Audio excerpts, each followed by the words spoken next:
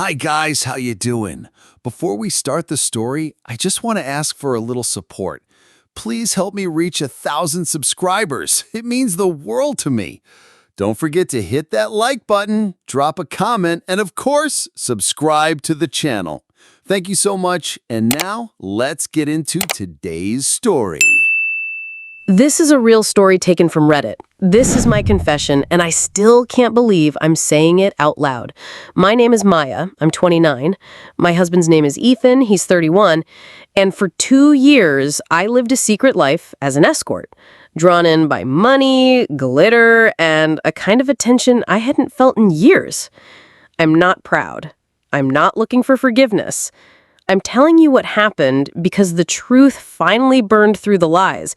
And you need to hear how easy it is to get pulled in and how impossible it can be to crawl back out. We just moved into a sleek apartment downtown. Ethan worked long hours as a startup engineer.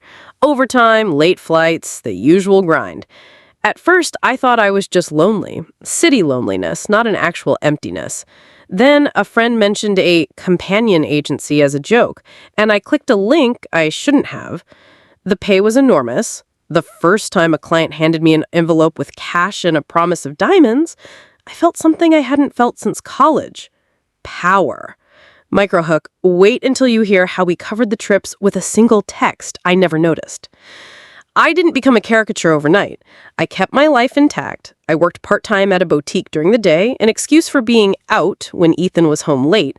At night, I had bookings, dinners in 5-star hotels, weekend trips with clients who gifted me jewelry with names like, "For more than a thank you." I told myself it was temporary, that it was for a nest egg, that the diamonds would secure our future.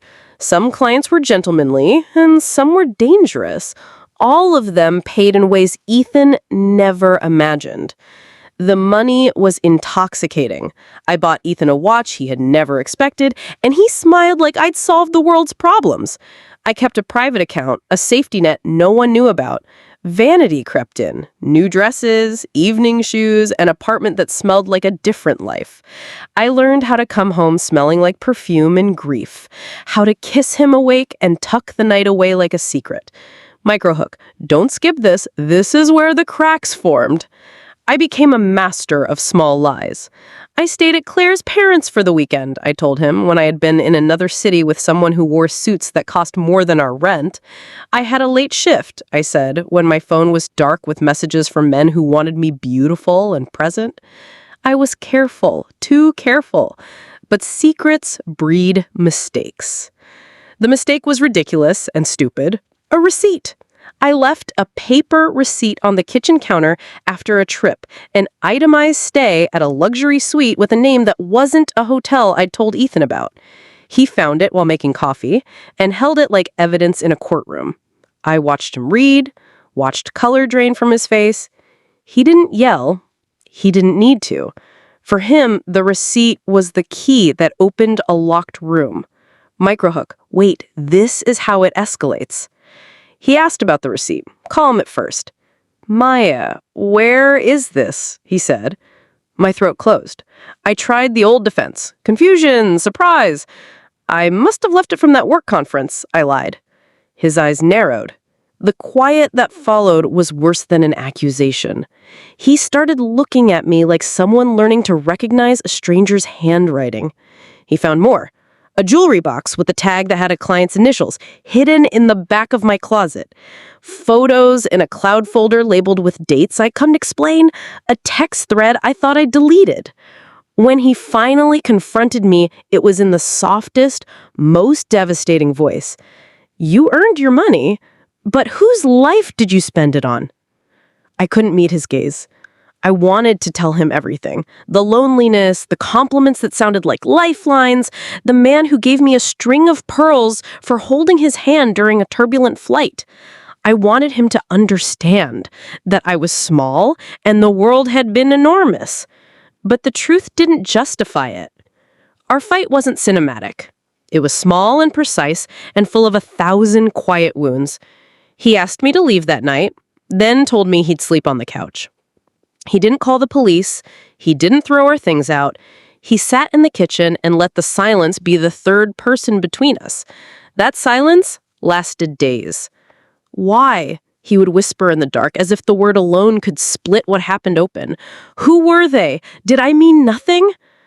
Neighbors noticed. My work at the boutique became a thin cover for people who knew. Rumors, like mold, grew in corners. One client, an arrogant man who'd always pushed boundaries, called me after the receipts leaked, asking if I wanted to come back. I hung up and deleted his number, but the damage wasn't to phones or accounts, it was to trust, and trust doesn't mend with money or diamonds. Therapy was a messy, expensive attempt at salvage. He went once, I went more. Some days we sat across from each other like colleagues at a bad meeting, negotiating whether to rebuild or resign. Money meant nothing now. The watch and the pearls were relics of a different economy in which I traded pieces of my life for shiny things. He kept the watch in a drawer for months, untouched. I wanted him to wear it to remember that at one point, I thought we were buying us a future. He never wore it again. In the end, he forgave me, but not entirely. He said forgiveness didn't mean forgetting. He said he'd try with me because he loved what we had built, not because he trusted me. We walk a tightrope daily. Sometimes I still wake with the phantom ache of someone else's praise. Sometimes he touches my face like making sure I'm real. The private account is closed. The dresses are gone. The diamonds are in a safety deposit box he controls. If there's a moral, it's ugly. The glitter of quick money hides a slow rot. The men who offered jewelry weren't rescuers. They were customers of my loneliness. I don't tell this for sympathy. I tell this because secrets become currency that bankrupts everything you actually own. If you ever hear the tick of a diamond against a glass, don't assume it's wealth. It might be the sound of everything you've been saving to lose.